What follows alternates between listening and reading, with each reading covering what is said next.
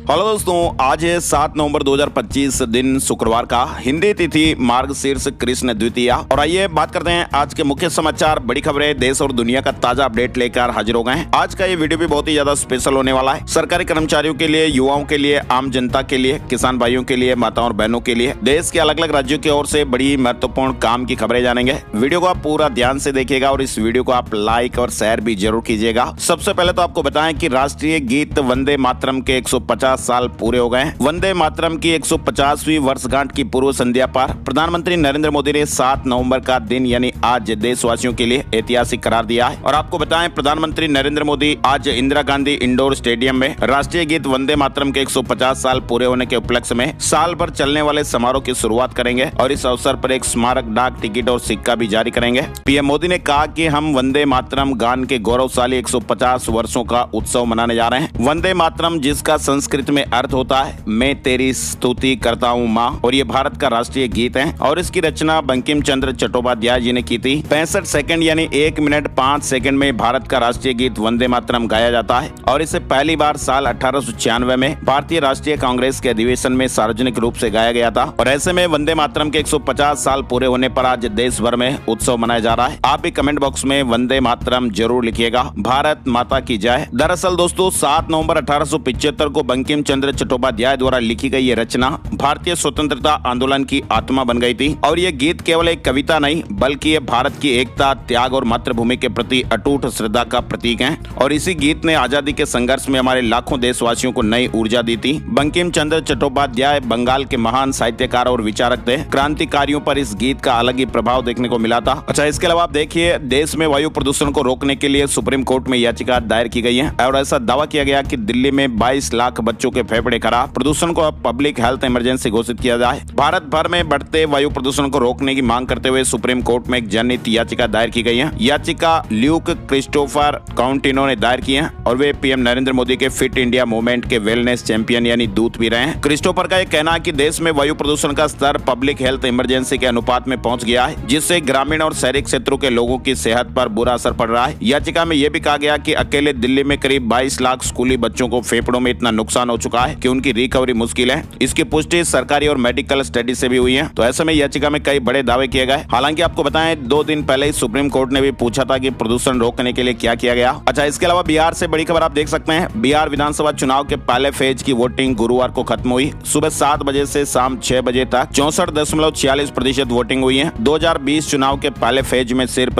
55.68% voting हुई थी। यानी पहले फेज की बिहार में वोटिंग खत्म होने के साथ ही 18 जिलों की 121 सीटों पर 1314 उम्मीदवारों की किस्मत ईवीएम में कैद हो गई है और इनमें से 104 सीटों पर सीधा मुकाबला है, जबकि 17 सीटों पर त्रिकोणीय मुकाबले। आपको बताएं, बिहार की 243 सीटों पर 2 फेज में चुनाव हो रहे हैं। 14 नवंबर को रिजल्ट आएंगे। कुल मिलाकर बिहार में पहले चरण के मतदान में बम्पर वोटिंग हुई है। गुरुवार को रिकॉर्ड तोड़ मतदान हुआ। 64.46% मतदान हुआ है। वहीं आपको बताएं, बिहार में पहले चरण की वोटिंग के बीच प्रधानमंत्री नरेंद्र मोदी ने अररिया में रैली को संबोधित किया और पीएम मोदी ने इस दौरान महागठबंधन पर जमकर हमला बोला। उन्होंने कहा कि कांग्रेस आरजेडी को देश की सुरक्षा ही नहीं, देश की आस्था से भी कोई मतलब नहीं है। वे हमारी संस्कृति और आस्था का अपमान करते हैं। इधर उत्तर प्रदेश के मुख्यमंत्री योगी आदित्यनाथ ने भी बिहार चुनावी मंच से लालू प्रसाद यादव और महागठबंधन पर जोरदार हमला बोला। चारा घोटाले का जिक्र करते हुए उन्होंने कहा कि अगर आरजेडी सत्ता में आई तो गरीबों का राशन भी हजम कर लेगी। चलिए, दिल्ली से बड़ी खबर आपको बताते हैं। जवाहरलाल नेहरू विश्वविद्यालय जेएनयू छात्र संघ चुनाव 2025-26 में लेफ्ट पैनल के उम्मीदवारों ने सेंट्रल पैनल के 4 पदों पर जीत दर्ज कर ली है, जबकि अखिल भारतीय विद्यार्थी परिषद यानी एबीवीपी को हार का सामना करना पड़ा। वामपंथी गठबंधन ने अध्यक्ष समेत सभी प्रमुख पदों पर कब्जा जमाया है। एबीवीपी की हार के कारणों में जमीनी स्तर पर सतर्कता की कमी और वाम दलों का गठबंधन शामिल है। चलिए, अगली बड़ी खबर देखिए आप। आजकल शेयर मार्केट में हर कोई निवेश कर रहा है। काफी ज्यादा छोटे मोटे बड़े बड़े ऐप आ गए, जैसे फोन में इंस्टॉल किया और शेयर मार्केट में आजकल शेयर खरीदते हैं, बेचते हैं, मुनाफा कमाते हैं, नुकसान करते हैं। और इसी बीच F&O भी आपको पता ही है, शेयर बाजार में जो बाई सेल करते हैं उनके लिए बहुत ही बड़ा टर्म है। फ्यूचर और ऑप्शन ट्रेडिंग इसको कहा जाता है और अभी हाल ही में इसको लेकर एक बड़ा विवाद भी सामने आया था। लेकिन अब वित्त मंत्री निर्मला सीतारमण का बयान भी सामने आया। उन्होंने कहा कि F&O ट्रेडिंग पर रोक नहीं लगा सकते हैं। फ्यूचर और ऑप्शन पर वित्त मंत्री निर्मला सीतारमण ने बड़ा बयान दिया।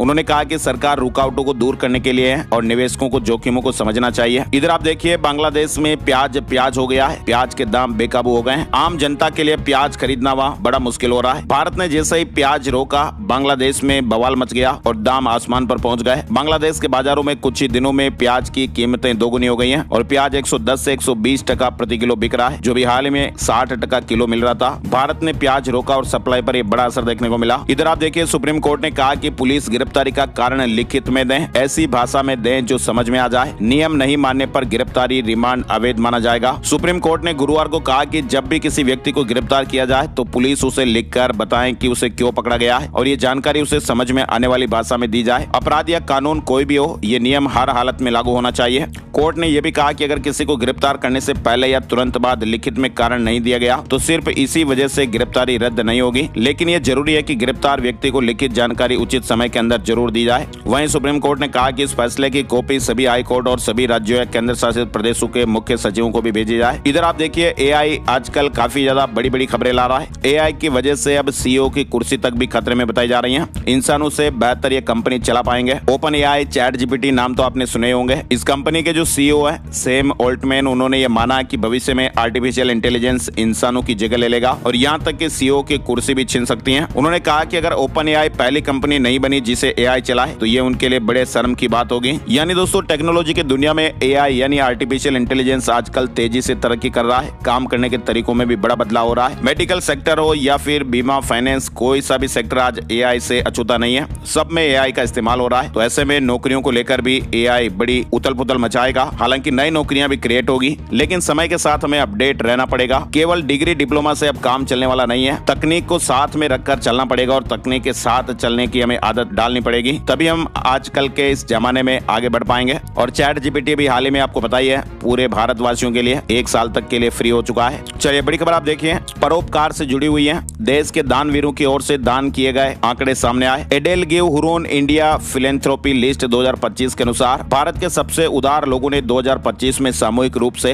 10,380 करोड़ रुपए दान दिए हैं। सूची में 191 दानवीरों को शामिल किया गया है और इसमें 12 नए मेंबर भी शामिल हुए हैं। सूची में HCL टेक्नोलॉजी के संस्थापक शिव नादर और उनका परिवार 2708 करोड़ रुपए के सालाना दान के साथ टॉप पर हैं। यहाँ लिस्ट में आप देख सकते हैं कि किसने कितना दान दिया है। गौतम अदानी और परिवार 386 करोड़ रुपए दान किए। मुकेश अंबानी और परिवार 626 करोड़ रुपए, बजाज परिवार 446 करोड़ रुपए। इस लिस्ट में आपको जानकारी बताई गई है। इधर इंदौर के विनोद अग्रवाल देश के 71वें सबसे बड़े दानदाता बने। हुरोन इंडिया ने 185 प्रमुख परोपकारियों की लिस्ट जारी की। साथ ही आप देख सकते हैं, डोनाल्ड ट्रंप ने फिर से प्रधानमंत्री नरेंद्र मोदी की तारीफ की है और कहा कि मैं भारत जाऊंगा। अमेरिका के राष्ट्रपति डोनाल्ड ट्रंप ने गुरुवार को कहा कि प्रधानमंत्री नरेंद्र मोदी के साथ उनकी बातचीत बहुत अच्छी चल रही है। उन्होंने कहा कि वे दोनों देशों के बीच व्यापारिक संबंधों को मजबूत करने के प्रयासों के तहत अगले साल भारत आने की योजना बना रहे हैं। इधर भारत की ऑस्ट्रेलिया पर T20 में दूसरी सबसे बड़ी जीत हो गई है। भारत ने चौथे T20 मैच में ऑस्ट्रेलिया को 48 रन से हरा दिया और ये इंडिया की ऑस्ट्रेलिया पर T20 में दूसरी सबसे बड़ी जीत रही। राजस्थान के कोटा में 180 किलोमीटर की स्पीड से दौड़ी sleeper Vande Bharat loco pilot के केबिन में रखा पानी भी नहीं छलका। ये ट्रेन पूरी तरह ऑटोमेटिक है। राजस्थान के कोटा में 180 किलोमीटर प्रति घंटे की स्पीड से स्लीपर वंदे भारत ट्रेन दौड़ी। आपको बताएं, स्वदेशी तकनीक से निर्मित इस ट्रेन का 2 से 17 नवंबर तक ट्रायल चल रहा है। इधर देखिए आप, पतंजलि ने दूसरे ब्रांड के च्यवनप्राश को धोखा कहा। डाबर की शिकायत पर हाईकोर्ट ने कहा कि फ्रॉड की जगह लो क्वालिटी कह लो, क्या दिक्कत है। साथ ही आप देखिए, बिहार के डिप्टी सीएम की गाड़ी पर गोबर चप्पल फेंकी गई। विजय सिन्हा राजद MLC के बीच सड़क पर भिड़ गए। बिहार के उप मुख्यमंत्री और लखीसराय से बीजेपी कैंडिडेट विजय कुमार सिन्हा की गाड़ी पर गुरुवार को गोबर और चप्पलें फेंकी गई। विजय सिन्हा ने कहा कि गाड़ी पर पथराव भी हुआ है और ये हमला RJD के लोगों ने किया है। विजय सिन्हा के मुताबिक कुछ लोगों ने चप्पलें फेंकी, पथराव किया और मुर्दाबाद के नारे लगाए और उन्हें गाँव में जाने से भी रोक दिया। ममता बनर्जी ने SIR फॉर्म लेने का दावा खारिज किया है। कहा कि जब तक हर बंगाली इसे नहीं भरता है, मैं भी नहीं भरूंगी। पश्चिम बंगाल की मुख्यमंत्री ममता बनर्जी ने गुरुवार को SIR फॉर्म स्वीकार करने के दावे को खारिज किया है। उन्होंने कहा कि जब तक बंगाल का हर व्यक्ति फॉर्म नहीं भरता तब तक वह ऐसा नहीं करेंगी। साथ ही आप देखिए, सट्टेबाजी केस में रैना और धवन की 11.14 करोड़ की संपत्ति अटैच हुई है। ईडी ने मनी लॉन्ड्रिंग का केस भी दर्ज किया। ईडी ने गुरुवार को पूर्व क्रिकेटर सुरेश रैना और शिखर धवन की 11.14 करोड़ की संपत्ति अटैच की है। जांच एजेंसी के मुताबिक सट्टेबाजी ऐप से कमाई हुई और इस कमाई का इस्तेमाल निवेश और संपत्ति खरीद में किया गया। ये कार्रवाई मनी लॉन्ड्रिंग रोकथाम कानून PMLA के तहत की गई है। जम्मू कश्मीर, उत्तराखंड और हिमाचल प्रदेश में बर्फबारी देखने को मिल रही है। तापमान माइनस में चल रहा है। साथ ही दिल्ली, उत्तर प्रदेश समेत 7 राज्यों में ठंड भी बढ़ने लगी है। पारा 3 डिग्री तक गिर गया है। हिमालय के 3 राज्यों जम्मू कश्मीर, उत्तराखंड और हिमाचल प्रदेश में बर्फबारी का दौर शुरू हो चुका है। दिल्ली, राजस्थान, मध्य प्रदेश, उत्तर प्रदेश, पंजाब, झारखंड में भी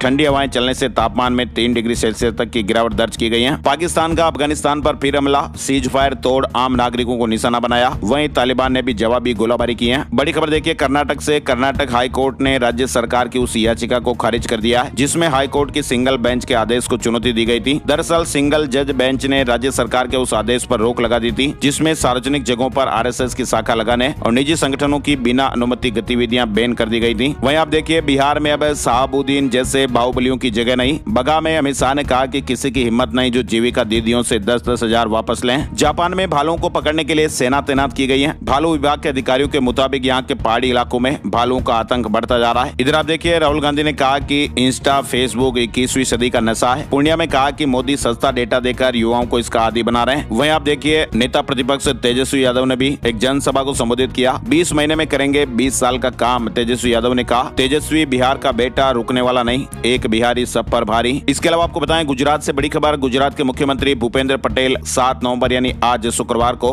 आद्य शक्ति धाम अंबाजी से जनजातीय गौरव यात्रा का शुभारंभ करेंगे। ये यात्रा भगवान बिरसा मुंडा की 150वीं जयंती के मौके पर आयोजित की जा रही है और 7 से 13 नवंबर तक अंबाजी से एकता नगर तथा उमरगाम से एकता नगर रूट पर इस यात्रा का भ्रमण होगा। इधर अजमेर शरीफ दरगाह प्रबंधन समिति को लेकर दिल्ली हाई कोर्ट का बड़ा फैसला। केंद्र सरकार को 3 महीने का समय दिया है। कोर्ट ने केंद्र सरकार को 3 महीने के भीतर समिति के सदस्यों की नियुक्ति करने के निर्देश दिए हैं। थाईलैंड से 270 भारतीयों की वतन वापसी, इसमें 26 महिलाएं भी शामिल हैं। ये वो लोग हैं जिनसे वहां जबरन साइबर धोखाधड़ी करवाई जा रही थी। भारतीय दूतावासों के प्रयासों से ये सफल वापसी हो पाई है। वहीं आपको बताएं कैंसर मरीजों के लिए राहत भरी खबर आई है। केंद्र सरकार ने जीन थेरेपी इलाज को लेकर बड़ा फैसला लिया है। केंद्र सरकार ने जीन थेरेपी के अग्रणी इम्यूनो एक्ट को फंड दिया है ताकि जीन वितरण प्रणाली को बढ़ावा दिया जा सके और ऐसे में कैंसर मरीजों का इलाज सस्ता होगा। ये उन मरीजों के लिए बड़ी राहत होगी जो पैसे के अभाव में इलाज नहीं करा पाते हैं। वीजा नियमों में कनाडा ने बड़ा बदलाव कर दिया है। कनाडा ने 2026 से 2028 के लिए अपना नया इमिग्रेशन प्लान जारी किया है। इस योजना में देश ने वहां स्थायी निवासियों की संख्या स्थिर रखने का फैसला लिया, जबकि अस्थायी निवासियों खास तौर पर विदेशी छात्रों की संख्या में भारी कमी की गई है। देश के सबसे बड़े सरकारी बैंक ने इतिहास रचा है। बैंक का शेयर 971.15 के अपने ऑल टाइम हाई पर पहुंचा और ऐसे में बैंक की मार्केट वैल्यू पहली बार 100 अरब डॉलर के पार हो गई। भारतीय स्टेट बैंक ने गुरुवार को इतिहास रचा है। इसके अलावा देखिए आप अनिल अंबानी को ईडी ने फिर से समन जारी किया है। मनी लॉन्ड्रिंग मामले में 14 नवंबर को पूछताछ के लिए बुलाया।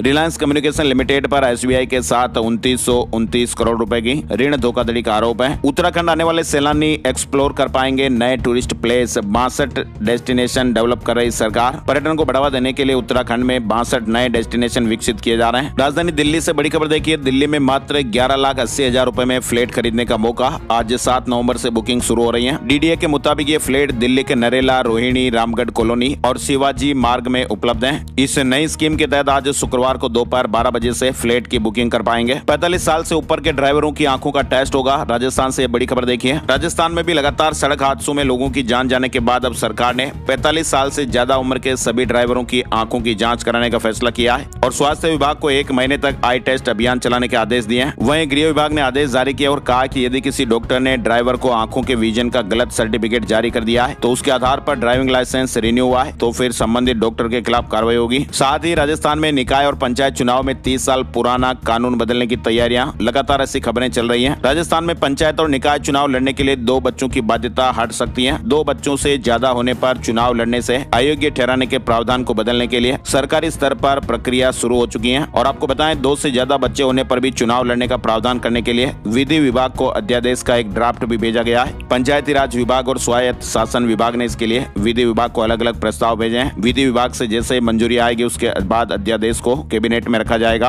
और कैबिनेट की मंजूरी के बाद अध्यादेश लाया जाएगा। आरपीएससी ने असिस्टेंट प्रोफेसर एग्जाम की तारीख में बदलाव किया।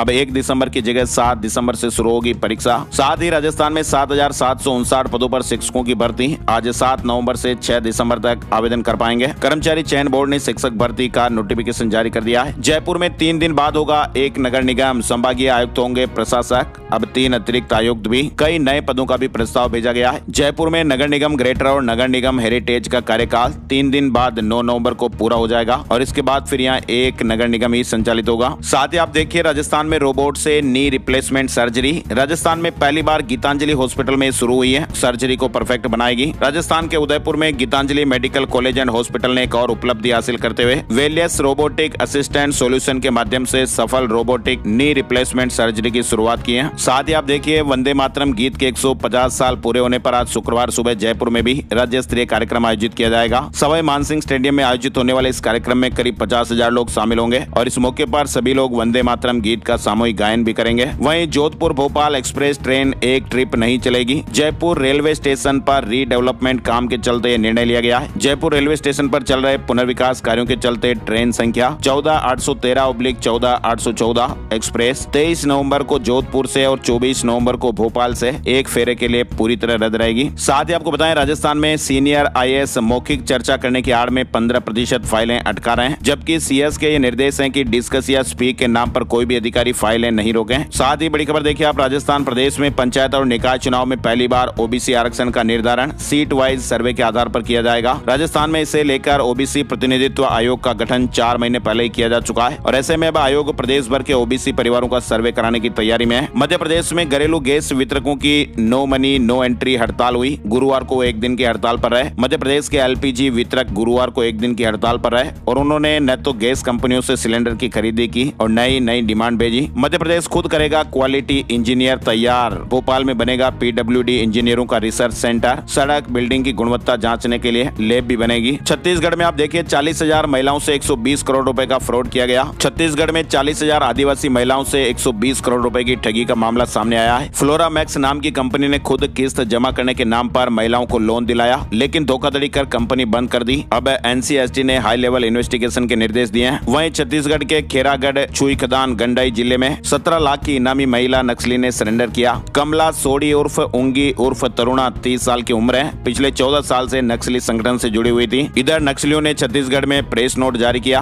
और कहा कि सरेंडर से पार्टी को नुकसान हो रहा है। छत्तीसगढ़ में 5,000 से ज्यादा पदों के लिए पुलिस आरक्षक भर्ती होनी है। पुलिस बल के आरक्षक संवर्ग में खाली पदों के लिए जारी भर्ती प्रक्रिया अब अंतिम चरण में पहुंच गई है। छत्तीसगढ़ पुलिस मुख्यालय ने परीक्षा का शेड्यूल जारी किया है। 17 से 19 नवंबर तक 8 जिलों में ट्रेड टेस्ट परीक्षा होगी। हरियाणा CM की शेफाली से फोन पर बातचीत हुई है। वर्ल्ड कप विनर को बधाई दी, बोले कि पूरे प्रदेश को गर्व है। 12 नवंबर को चंडीगढ़ आएगी वर्मा। साथ ही पंजाब और हरियाणा हाई कोर्ट ने एक महत्वपूर्ण फैसला सुनाया। कोर्ट ने कहा कि अगर सरकारी नौकरी के नियमों में बदलाव नहीं किया गया है तो प्रमोशन में आरक्षण सिर्फ सरकारी आदेशों या अदालती फैसलों के आधार पर लागू नहीं किया जा सकता। कोर्ट ने कहा कि इस तरह से दिए गए प्रमोशन नियमों के खिलाफ है। साथ ही आप देखिए, उत्तर प्रदेश में आवास विकास के फ्लैट खरीदारों को प्राथमिकता पर बैंक लोन देंगे, यानी अब बैंक भी आवास विकास के फ्लैट खरीदारों को कर्ज और जानकारी देने में मदद करेंगे। उत्तर प्रदेश के शहर में हर मकान का यूनिक नंबर होगा। डाक डिलीवरी और आपदा प्रबंधन में भी मदद। लखनऊ के प्रभारी मंत्री सुरेश खन्ना ने नगर निगम के अधिकारियों से कहा कि यूनिक नंबर मैप पर भी स्पष्ट रूप से दिखाए जाएं। लखनऊ में अब हर मकान का एक यूनिक नंबर होगा, जिससे भवन स्वामियों को होने वाली परेशानियों से राहत मिल सकेगी। साथ ही उत्तर प्रदेश में शराब के ठेकों को लेकर भी नया आदेश आ गया है। राजस्व का लक्ष्य प्राप्त करने के लिए सीमावर्ती क्षेत्रों में शराब के नए ठेके खोले जाएंगे और नया ठेका खोलने के लिए आबकारी विभाग सीमावर्ती क्षेत्रों का सर्वेक्षण कराएगा। यमुना प्राधिकरण की बोर्ड बैठक में आज कई महत्वपूर्ण फैसले लिए जाएंगे।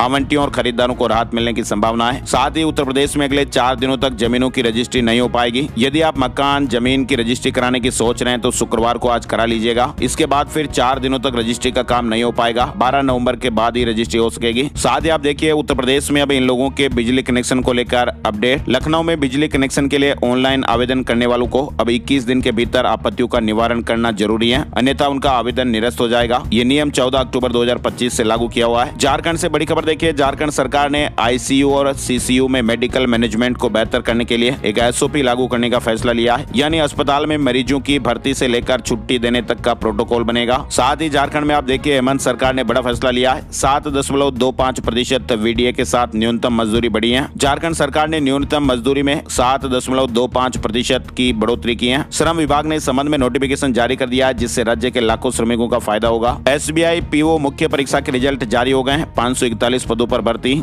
ओला की सेल दूसरी तिमाही में 44% कम हुई है। भारत की तीसरी बड़ी इलेक्ट्रिक 2 व्हीलर मैन्युफैक्चरर ओला इलेक्ट्रिक मोबिलिटी ने जुलाई से सितंबर तिमाही में 55,000 गाड़ियां बेची हैं और सालाना आधार पर कंपनी की सेल में 44% की कमी देखी गई। वहीं पिछली तिमाही यानी अप्रैल से जून के मुकाबले 19% कम रही। LIC को दूसरी तिमाही में 10,098 करोड़ रुपए का मुनाफा हुआ है। सालाना आधार पर यह 30.65% बढ़ा है। शेयर मार्केट न्यूज अपडेट में आपको बताएं, सेंसेक्स 148 अंक गिरकर 83,311 पर बंद हुआ। निफ्टी में 88 अंकों की गिरावट रही और ये 25,509 पर बंद हुआ। सोने चांदी के भाव भी आपको बताते हैं। सोने चांदी के दामों में थोड़ी बढ़त देखने को मिली। 10 ग्राम सोना 251 रुपए बढ़कर 1,20,670 रुपए पर पहुंच गया। चांदी 2,092 रुपए बढ़कर 1,48,242 रुपए प्रति किलोग्राम पर रही। और अब एक नजर आज का राशिफल। आज 7 नवंबर शुक्रवार के ग्रह नक्षत्र मित्र योग बना रहे हैं, जिससे वृष राशि वालों को करियर में नए ऑर्डर मिल सकते हैं। कर्क राशि वालों की प्रॉपर्टी या व्हीकल खरीदने की योजना सफल होगी। सिंह राशि वालों की रुकावटें भी दूर होगी। निवेश के लिहाज से धनु राशि वालों के लिए अच्छा समय है। मकर राशि के लोगों को उम्मीद से ज्यादा फायदा मिल सकता है। रुका हुआ पैसा मिलने के भी योग बन रहे हैं। मीन राशि वालों के प्रॉपर्टी में निवेश करने के योग बनेंगे और बिजनेस में भी तरक्की हो सकती है। और बाकी राशियों के लिए सितारों का मिला जुला असर रहेगा। आज के मुख्य समाचार में फिलहाल बस इतनी ही खबरें। वीडियो को आप लाइक और शेयर जरूर कीजिएगा ताकि हमें मोटिवेशन मिलता रहे और हम हर रोज ऐसे ही ताजा खबरों के अपडेट देखते रहें। वीडियो पूरा देखने के लिए आपका दिल से शुक्रिया और धन्यवाद। जय हिंद, जय भारत, वंदे मातरम।